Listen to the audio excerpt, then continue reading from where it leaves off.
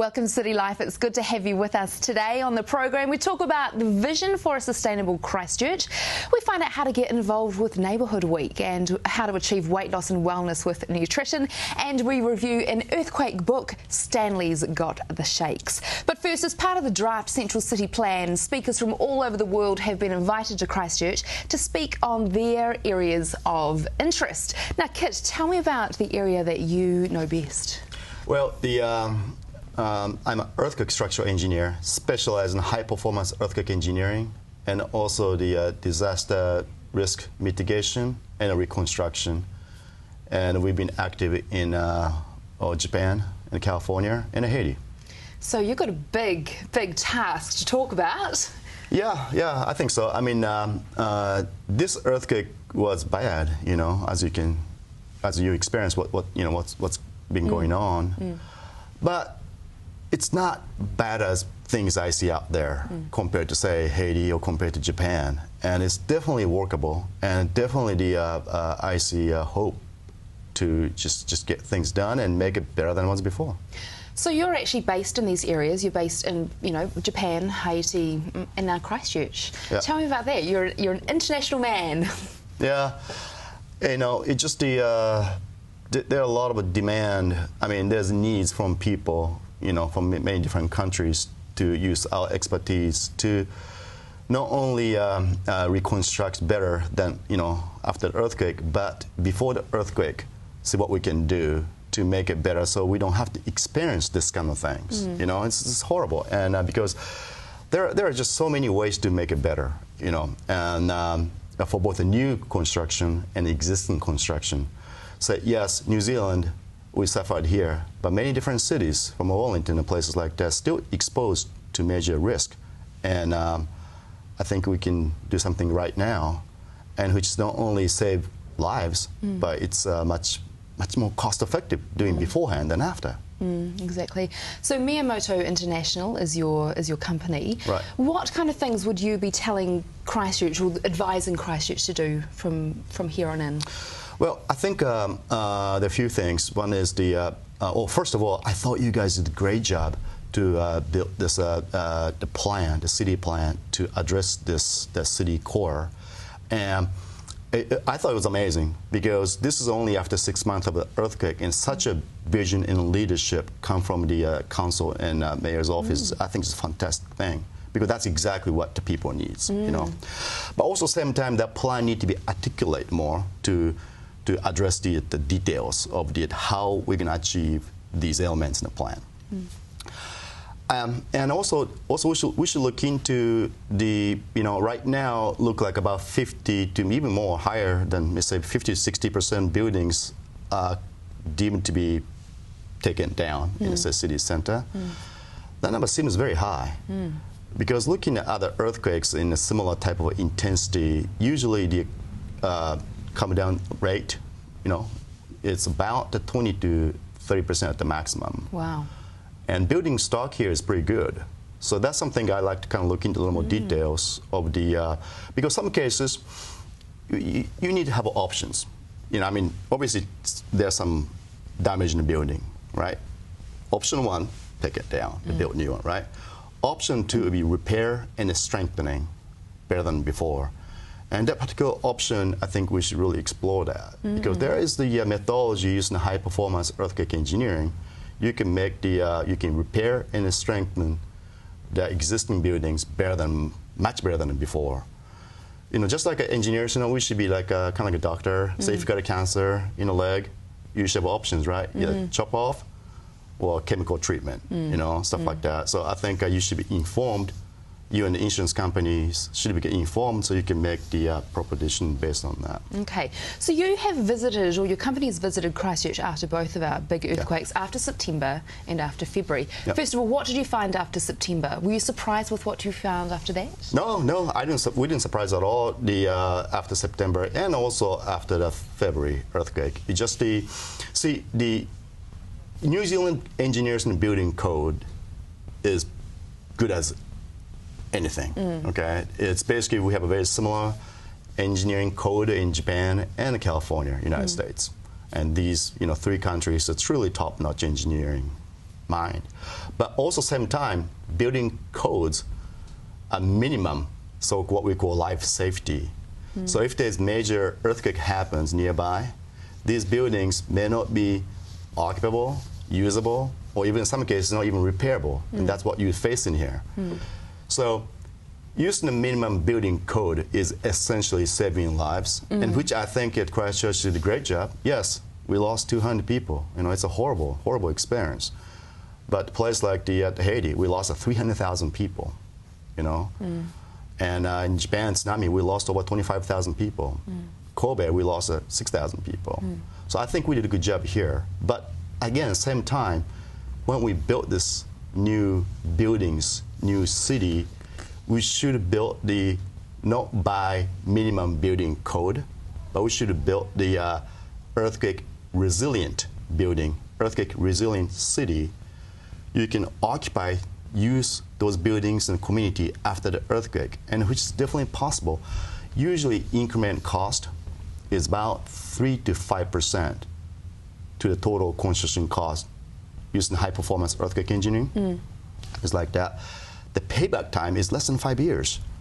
And also I think commercially makes sense because one can use that as the, say, as a marketing to just let people know this building is much better than just minimum building. Okay. Now, a lot of the CBD has been demolished. Could have some of these buildings been saved, in your opinion? Oh yeah, no doubt about it in my mind. You know, yesterday I was looking at one building, which is about 5% damaged by the earthquake. That can be easily repaired and also strengthening. I think repair itself is not good enough. You need to do much better than that was before. So using strengthening, it's probably about 30 to 40% of replacement cost. You can do those things like that. Okay. So not only is cheaper, more cost-effective option, but you can occupy back the building or community faster. I think it's really critical to obviously some of buildings, some of high-rise buildings, you know, out there is really dangerous. You need to take it down as soon as possible. And I think we should open the CBD as soon as possible. And I think if you would do it right, we should be able to open it in a 3 to 6 month time. Okay. I think that's critical to do that. So are there any buildings on the demolition list that you think should not be coming down? I think so. I mean, that's something that I haven't seen in details yet, you know, but the next few days I'll spend time with the Sarahs to see, you know. So some of those could be taken off the demolition list with your expertise, do you think? I think so. But also same time though, I think repair is one thing, but need to be strengthening, you know. I think that's a really important aspect of it. Okay. And by the way, I mean, people die in older concrete structures, especially any concrete buildings built prior to mid-1980s. New Zealand didn't have the so-called, what we call ductile details. Basically, reinforcement in concrete is not quite right to take the earthquake forces. It's true in Japan too. Japanese code changed in about the early 1980s, and the United States in the early 1970s. So prior to that, any concrete buildings before that it's essentially a death box. Now these buildings still, there are a lot left in here, and also different parts of this country and the world actually. And these things need to be addressed as soon as possible because they will kill again. So when are you speaking, and what will you'll be speaking about, or what we've just been chatting about, but when are you having your seminar? I think that I'm going to talk about what I'm saying right now in a much more technical form and just a little longer, you know. Okay. How long will you be staying in Christchurch for? Will you be staying here and just making sure we don't pull any unneeded buildings down? Well, we have a basic partnership with a company called Cardinal Miyamoto. So our company here essentially permanently, and I'll probably be here at least once a month or so. I'll be here for the next couple of weeks. Good. Yeah. Well, it's good to have you here. Some positivity. It's really good. Well, thanks so much. You know, I mean, after I see so many bad things out there, and I know that we can do here something good, you know? Yeah. I think you guys can do really well. Yeah, okay. Thank you so much for coming on the program today. We'll be back after this break.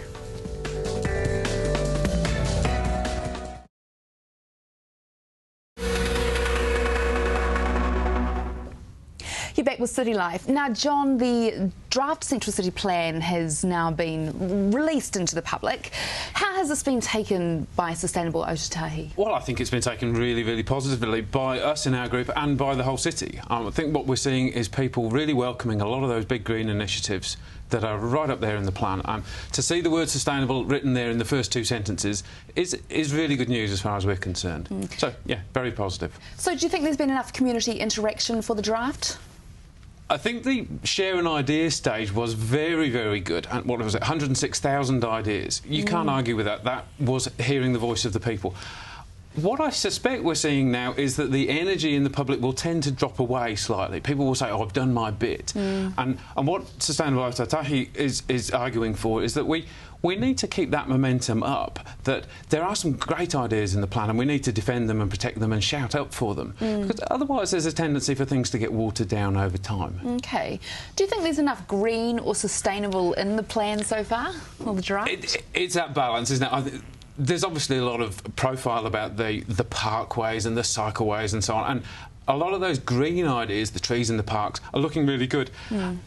Whether that's actually sustainable, hard, strong sustainable, remains to be seen. A lot of the plan is very aspirational. It can look good at the outside, but one wonders, will it really last? I think one of the arguments that we would put forward as a group is that we're rebuilding a city here for 150 years. That's a long time. We need to be very realistic about how society and culture will change in 150 years. To build full cars, to build on the basis of using a lot of oil, is good at the moment, but it has no long-term future. Those days are gone. So we need to be realistic about that. And similarly, climate change. We can expect sea level rises, we can expect droughts, etc., etc. We can probably expect migrants within the course of the lifetime of this plan. So we need to be realistic about our plan, not just make it look good in the short term, but make it work well for everybody into the longer future. OK. What do you think a sustainable Christchurch actually looks like? To a large extent, it's not what it looks like, it's the vision, it's the concept in people's minds. And what I think I would have liked to have seen from the Mayor and from the City Council is that really strong statement that says, yes, we want this to work for everybody, for the whole of our communities, long, long into the future. And we know that that will be a process that we have to go through that gradually gets us to use less oil, less energy, produce less carbon dioxide. In the short term, there's a lot of really positive stuff there because Christchurch has this tremendous opportunity to rebuild, and we can showcase that to the whole world and say, look folks, this is how you do it. You're all going to need to follow us reasonably soon now to build more sustainable cities around the world. Christchurch is the place to come and learn. So I think we have a great opportunity to be leaders. OK. So what do you think Sustainable Otautahi will be advising the council to do with the draft plan? There are, as I say, really good ideas in that plan. My concern is that some of them are likely to get watered down when the pressure comes on. And we all know that the pressure will come on about money and how much the rates bill will be. Over time, that's where the pressure will come. So I think what we'll be asking for is some really, really strong statements of vision. Not so much the nitty-gritty details, but that statement of vision that says, when the pressure's on, when there's hard decisions to make, these are the things we genuinely believe in. We believe in a low energy, a low carbon, a low water use, sustainable city. If we define that vision crisply now, then the decisions that have to be made along the way will follow logically. OK. So let's look at the things that you are happy with. Some of the things we're happy with, there's way more emphasis on cycling. There's a big emphasis and a big push towards communities living within the central area of the city. In the past, that city centre area was deserted after 6 o'clock in the evening.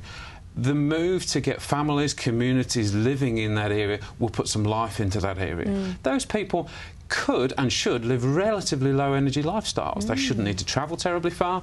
And the idea of a centralised energy system for those houses, perhaps taking energy from a refrigeration plant, using it in the swimming pool, using it to heat the buildings, incredibly efficient. Some really, really smart thinking going on there.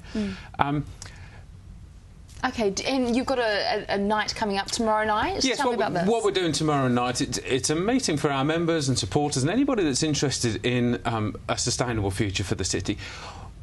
we're saying, know the plan, have read the plan. Don't expect us to explain the plan, but let's come along and discuss the plan. Okay. So that when SOC makes a submission on the plan, it isn't just my view or the people on the committee, it's a much wider group. And that means that our submission, when it goes in, will be taken so much more seriously because it's a considered view of a wide cross-section of the public. Okay, so you want people to come along who have read the plan and they've got some ideas. Exactly. Right, it's exactly. tomorrow night, 7:30 p.m. It's 7:30 p.m. tomorrow evening, that's Tuesday the 30th, and it's at the WEA, which is in Gloucester Street, opposite the Art Gallery in the city centre. Oh, very good. All right, John, thank you so much for coming Pleasure. on the programme. Come along.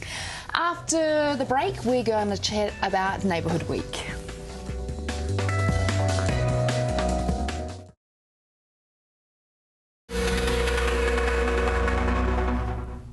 You're back with City Life. Now, Neighbourhood Week is coming up. Carolyn, tell me about this. Yes. Well, the Christchurch City Council has been running Neighbourhood Week since it started in 1998. So for the past 13 years, it started in Shirley Papanui Community Board area and it's spread right across Christchurch. Great. So this year, Neighbourhood Week is the 29th of October until the 6th of November. So is this where we just invite our next door neighbour to come over for a barbecue, or what do we do? Too right. Yeah? Yes, it is. It's where, depending on the neighbourhood, etc., what you would like to do to celebrate Neighbourhood Week in terms of an event. You can apply for a small grant from the Christchurch City Council. Applications are open at the moment. Okay. They close on the 9th of September, so you need to get together in a hurry and think about what kind of event you'd like to run during Neighbourhood Week. What a great opportunity for us all to get together as a neighbourhood, especially now that, I mean, a lot of us would have come together during the earthquake, but now it's a positive time to come together and celebrate everything, isn't it, really? Oh, it is. Spring is, nearly here. The blossom's starting to come out, and we've been through one heck of a year. So we just think this is a great event, a great time for us to come together to reconnect and to focus on rebuilding our lives in a stronger way and celebrating the positives about us as neighbours. What kind of things are people doing for this week? Oh, well, it really depends on the neighbours. There are many barbecues, of course, because that period of October, November, just after Labour Day, nice and warm. Fun events, sports events, picnics, concerts, bands, walking buses. Some neighbourhoods get together and have a fundraising for a particular purpose. Oh, so it really depends on the inventiveness of the neighbours and what's meaningful for them. Why did this all start back in, 13 years ago? Well, it's my understanding that at that time in the Shirley Papanui area, neighbours were getting together and it was seen as a way of fostering stronger neighbours. Okay, that's a good idea. And why has the City Council gotten behind this? Well, we just think it's a great idea. We like we're part of our community and we really enjoy ensuring that communities are stronger and surviving and thriving. This is a great opportunity for us all to get together, and as you say, the City Council does have a few subsidies, a few donations out there for neighbourhoods. So how do we get application forms? Right. Well, the application form is on the council public website, so you can look at the events part of the public website, and under that will be Neighbourhood Week, and there's an application form there.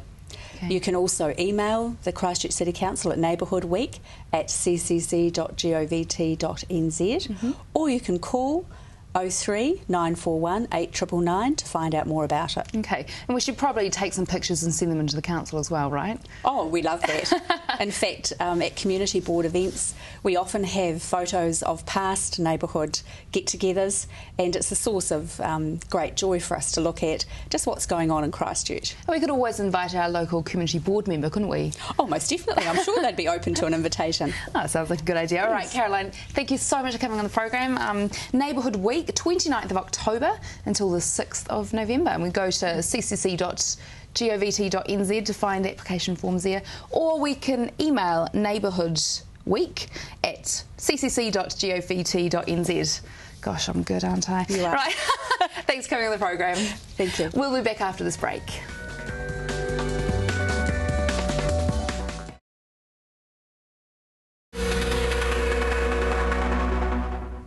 You're back with City Life, and I'd like to welcome back to the program Kathy from Cohen's Lifestyle Clinic. Really good to have you back on City Life. Hi, Kaneta. Nice to meet you. Now, tell me about this super special secret that you have at Cohen's Lifestyle Clinic. It's not so much of a secret now. We've been here for 3 years, but I did Dr. Cohen's program through a clinic in Australia.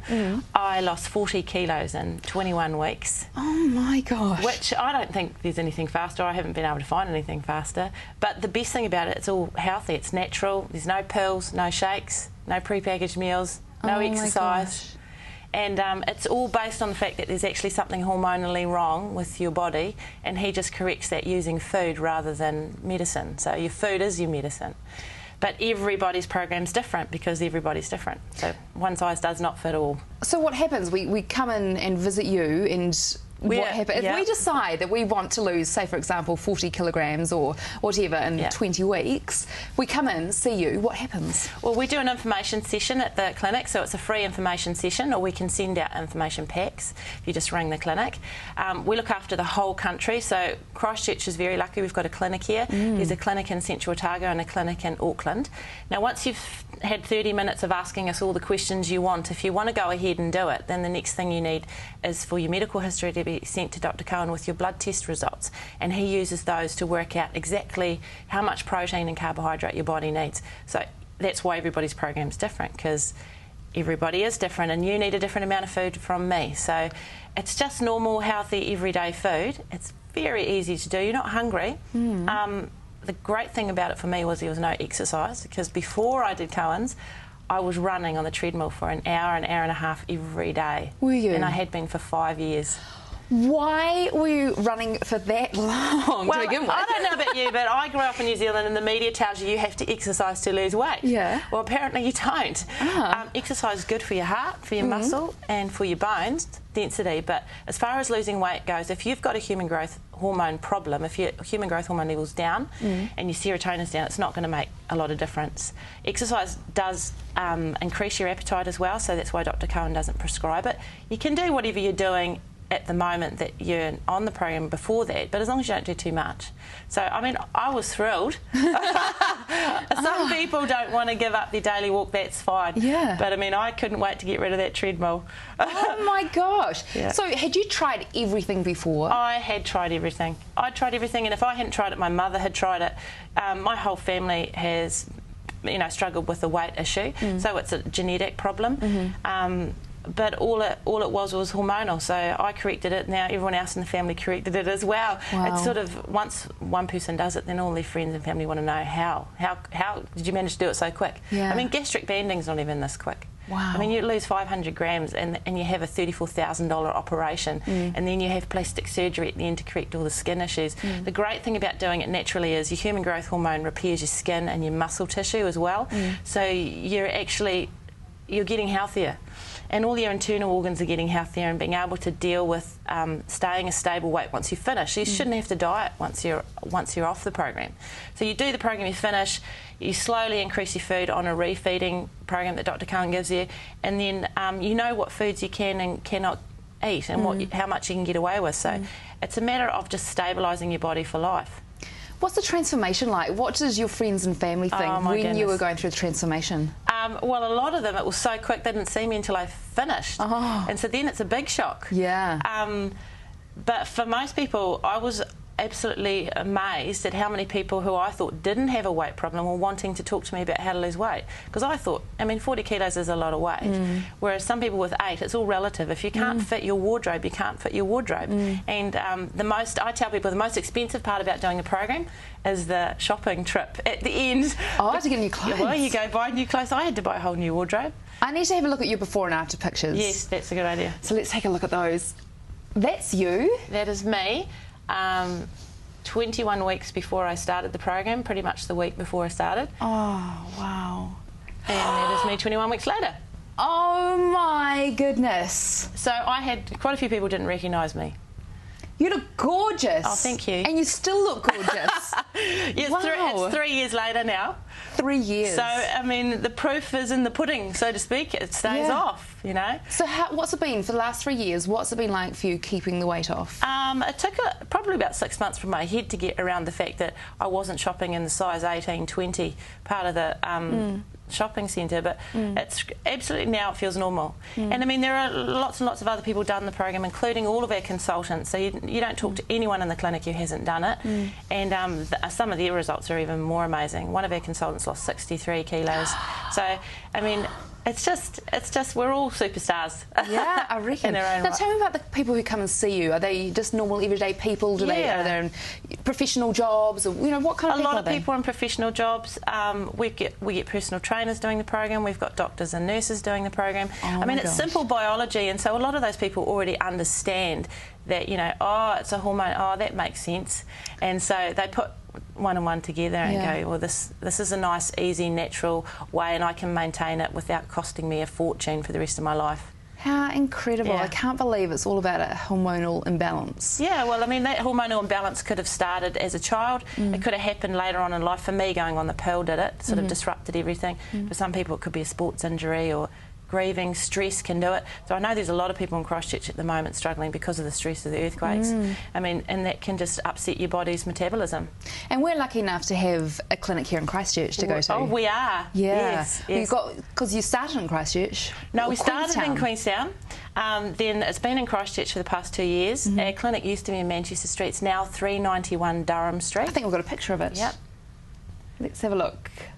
Oh, beautiful house. It's lovely, isn't beautiful it? clinic. It's very nice. So it's in Beeley Ave? No, Durham Street. Sorry, Durham So Street. it's just off Beeley Ave on the south side. So you just go down a couple of blocks. And Okay. we're on the right. And you're also in Auckland. We're in Auckland and Parnell as well. So if anybody's got any friends in Auckland, then tell they can come them. and see us. Yes, tell them. Oh my gosh! So what was it like for your 3 months that it took you to take the weight off? What was the eating program like? I was surprised. I was actually eating more when I went on the program than I was before I started it. Really? So that surprised me. Yeah. I wasn't hungry, and that's the first time that I hadn't been hungry in years. I mean, probably running made me hungrier than usual as well. But I thought it was easy. I slept great. I felt fantastic. I had tons of energy. It's really no downside as far as I'm concerned. I didn't find there was hardly any downside at all. That is awesome, right? So it's Cohen's Lifestyle Clinic, 391 Durham Street North, Christchurch, 0800 26 43 67, or head to the website lifestyleclinic.co. Kathy, thanks for coming to the program. You're welcome, Kaneda.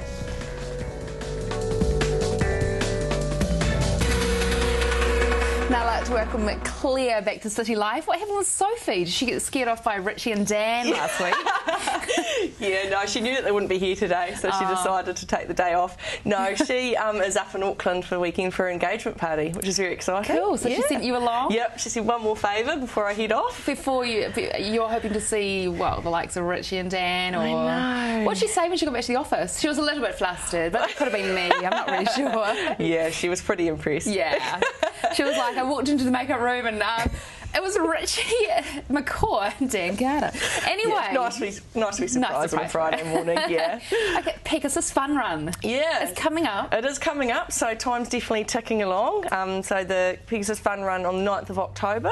So yeah, we've just over the last couple of weeks been introducing the fun run and all the benefits of joining in and having a good day. And the great thing about it is that if we can't quite run the 10 kilometres or the 5 kilometres, there's 2.5. Yes, definitely. Yeah. So that's something we've been talking about a lot, is just how it is for everyone. It's for the whole family. It's for all different fitness levels, fitness types. With a 2.5, a 5 and a 10k walk or run. So yeah. And I guess at the moment we should be deciding on which one to enter. Yes. Or can you sort of enter the distance on the day? You can enter on the day, most definitely, and I think Sophie last week talked about maybe at the moment, because we've still got 6 weeks to go, is just working out what's going to be the right distance for you. So what you want is something that's achievable, but obviously something that's a challenge, because if it's a challenge you get that real buzz of, I've done really well and pushed myself a bit further. So at the moment, just working out what's right. Like I think Sophie mentioned last week a couple of distances, or just because I think some people say 5k, well what's 5k, and using Hagley Hagley Park is a really good example. So Carlton Mill to Girls High and back is approximately 2.5k. North Hagley, right around North Hagley, is 5, and then 10 would be just probably the figure 8 of both parks would be just under 10. So just exploring that a bit further, and like I said, just making sure you know that you do have 6 weeks, and it might be a good thing to push yourself ever so slightly so you get that real buzz of achieving the challenge. Exactly. Now, what's your tip this week of getting us out there, getting us out, being fit and healthy, to say, for example, just go for the 2.5? What's a good tip? So good. I think we've talked a lot about how setting this goal of entering an event is really good for our motivation. It will keep us going, give us a bit of purpose and direction. But my probably tip for today would be to think a little bit smaller. So breaking down that long-term goal of the 9th of October doing the 2.5k walk, breaking that down to weekly small goals just to keep you ticking along, so you know that on the day you'll have that fitness to be able to really enjoy the big day. So Sport Canterbury have set up some training programs. They've broken it every week down, so the next 6 weeks, Monday to Sunday, just a guide of how long and how far and at what intensity you should be walking at.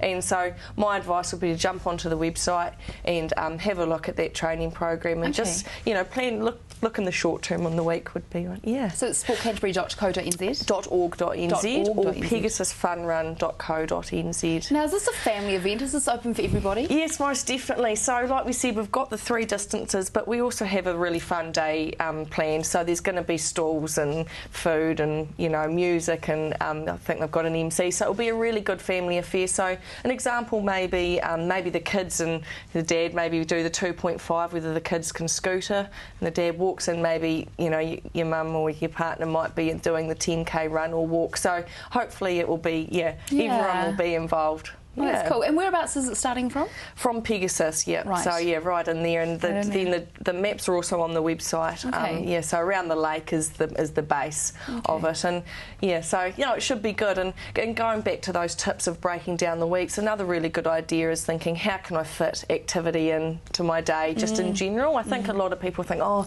how am I going to fit a 30-minute walk in, when I've got so much going on. But another really good tip would be looking at your incidental activity, which is everyday stuff. So it's, can I be using the stairs instead of the lift, and can I squeeze in a 10-minute walk at lunch? Or a lot of us catching up with our girlfriends, or for a coffee, can we maybe go for a walk first or instead of, and just thinking, you're trying to squeeze in as much as you can. So like I said, just so on the big day you can really enjoy yourself. And Now this is our final interview with you. It is, unfortunately, yes. You're off. Yeah, I am. Yes, I'm off to the West Coast in a couple of weeks actually. So last week at Sport Canterbury, next week. So. Okay. Oh, that's pretty sad. But you'll be coming back for the Pegasus Fun Run. I am definitely coming back for the Pegasus Fun Run. No, it'll be great. We've got lots of people through Green Prescription coming along, so I'd love to be there to support them. And for myself, I think, as with everyone, it's nice to have a goal, and I'll be definitely setting myself a goal and to get out there and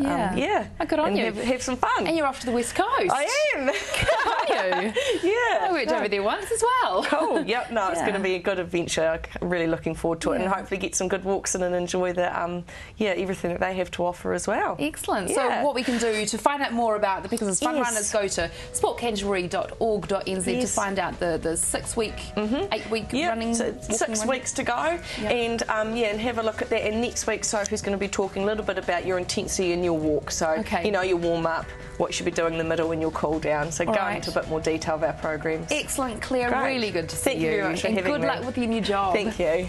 After the break, we chat health and fitness again with Bevan James Eyles.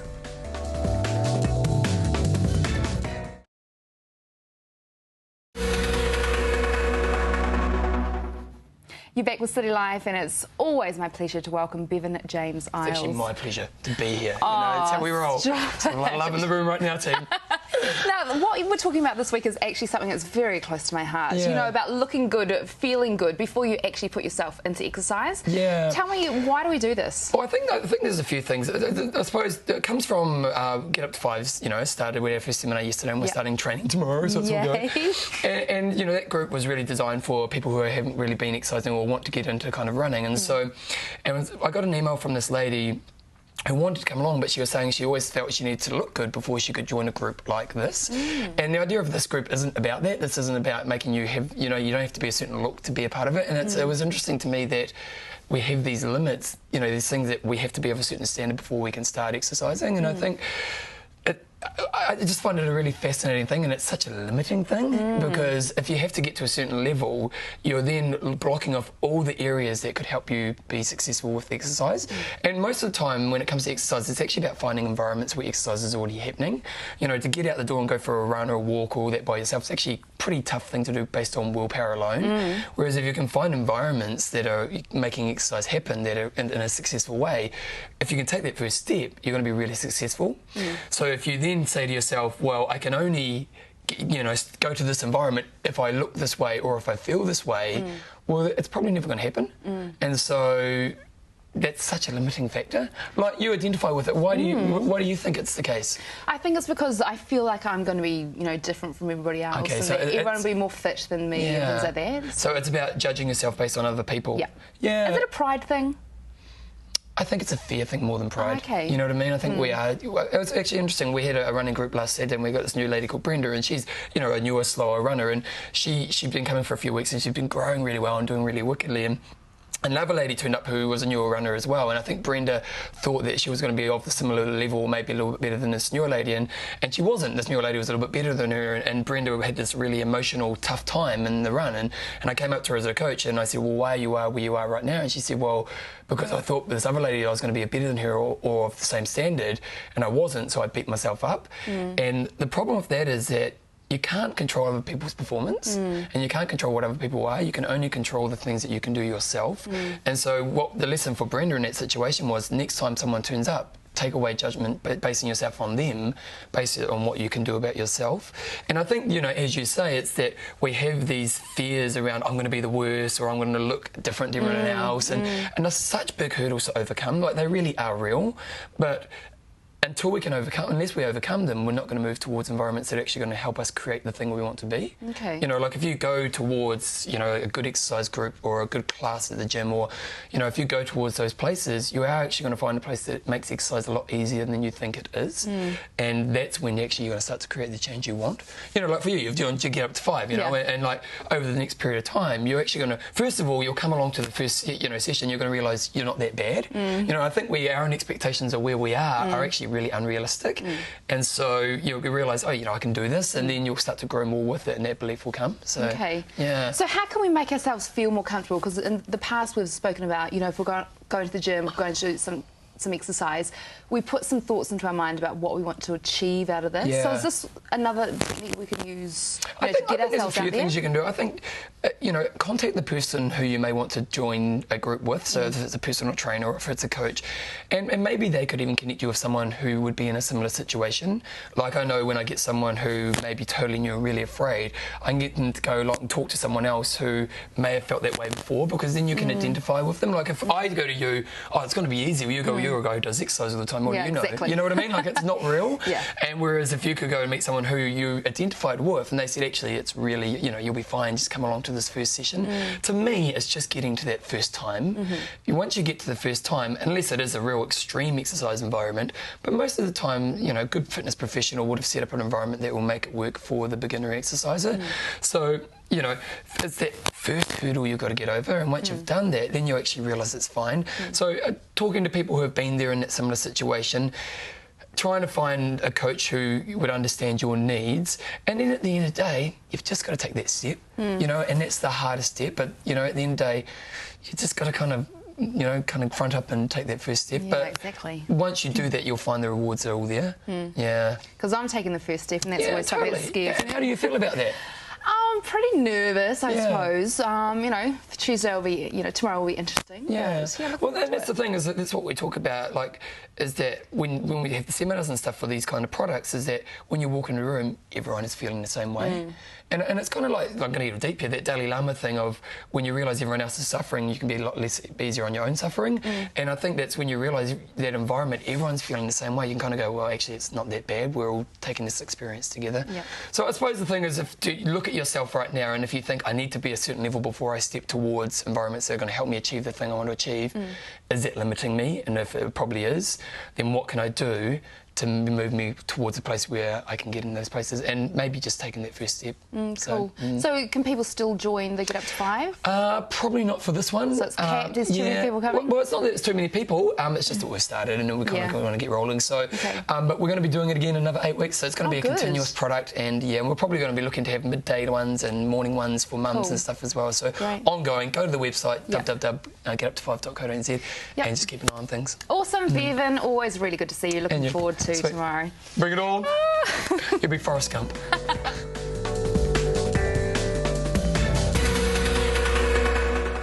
Finally on the program, the author and illustrator of the book Stanley's Got the Shakes, Charmaine Gray. Good to have you on City Life. Thank you for having me. Now tell me about this book. I'm guessing Stanley got the shakes after the earthquake. Yes, well, it was during the earthquake, and for 30 years I've been wanting to write and finally print a book. And my first story I actually wrote was about our very first boxer, and that was like so long ago. And then for the last 10 years I've been doing my own art and doing a lot of drawing, and I got the confidence to actually do the illustrations, and I decided that it was time for me now to actually do the whole thing myself, and that the earthquake actually motivated me, and having Stanley and his experience through it all, I thought I'd work it so that children could actually read it, and when they read it they will find through the story that he actually is finally, we come home and we take him and we save him, sort of thing. Whereas, because a lot of children at school are so nervous about mums and dads coming and picking them up, and when will they get home, and will they be safe, and that's sort of how I've written it.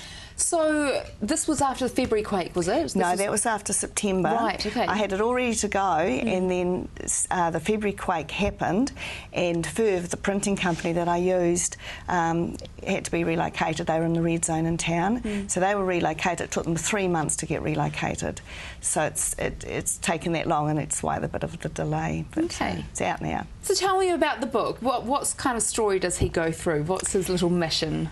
Well, it's more about him being left, like we go off to work, like we do, you know, each day, and then a quake happening, and him panicking and wondering what to do, and should he get his security toys that he has, his squeak, because he's a boxer and I like that, and taking them into his bed and waiting in there and being all nervous, and then hearing the familiar click of the garden gate, and knowing that we've come home and he's going to be safe.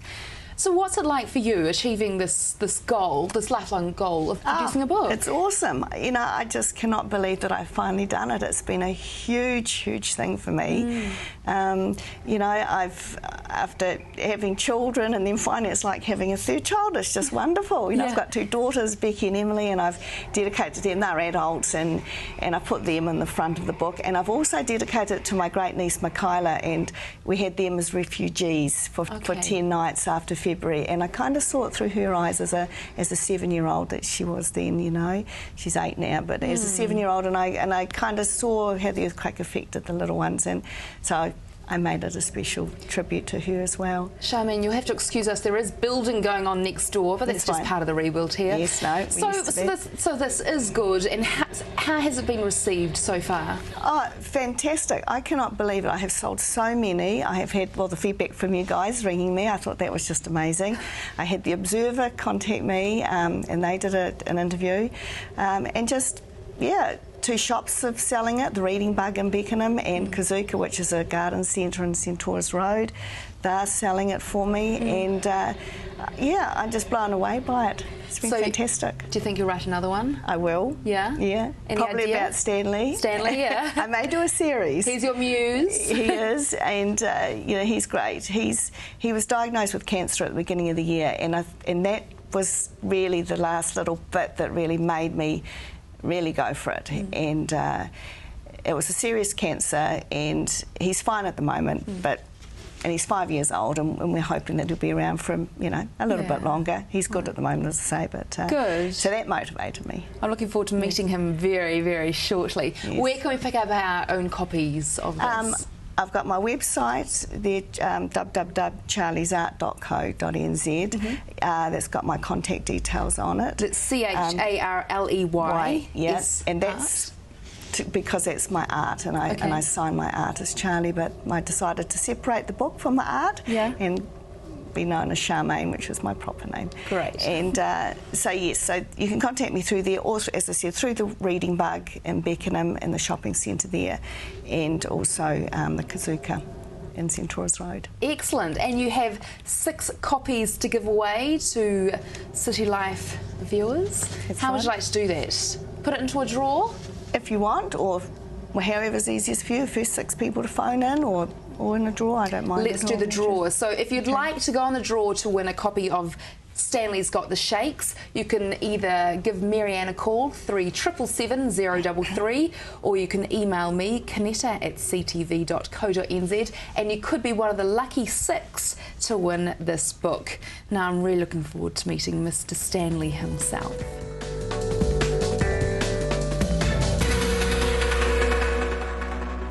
Stanley's a very beautiful boy and very lucky to have a book named after him. Yes, and he's actually quite behaved at the moment.